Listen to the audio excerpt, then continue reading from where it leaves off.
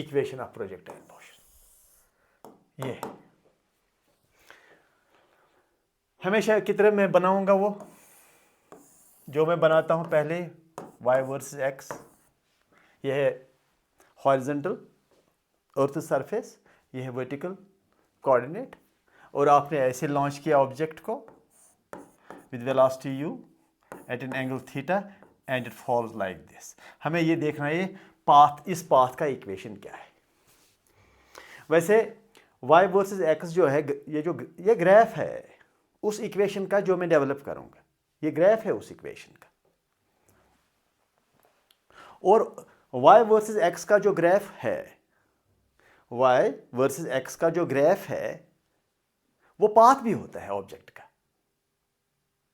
It is also the path of the object.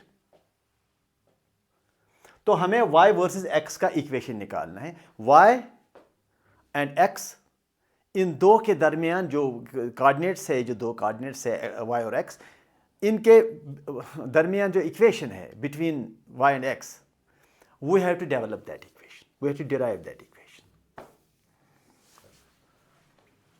तो बताइए what is the initial x component of velocity? That is u cos theta, as you know. What is y component of velocity? Initial u sin theta. What is acceleration direction? That is ay is equal to minus g. So x component of acceleration is 0.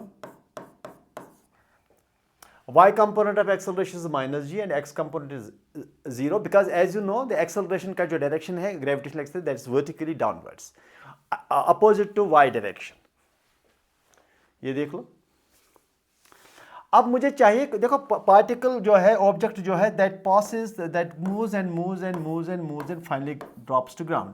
मुझे ये point है जिस point के through ये object पास करता है, इस point का चाहिए y coordinate and x coordinate. ये x कोऑर्डिनेट चाहिए मुझे, और इस पॉइंट के जो कोऑर्डिनेट्स है x और y, this distance is x and this distance is y, and this point p coordinate is x and y। ये देख लो, अगर ये पॉइंट मैं लेता हूं जिस पॉइंट के थ्रू ये ऑब्जेक्ट पास हुआ है, इस पॉइंट p, जिस पॉइंट के थ्रू ये ऑब्जेक्ट प्रोजेक्टाइल मोशन पास हुआ है, उसके कोऑर्डिनेट्स x एंड y है। x जो कोऑर्डिनेट है that is from here to here, मतलब समझो it is m, OM is x and MP is y। तो मुझे चाहिए equation between x and y।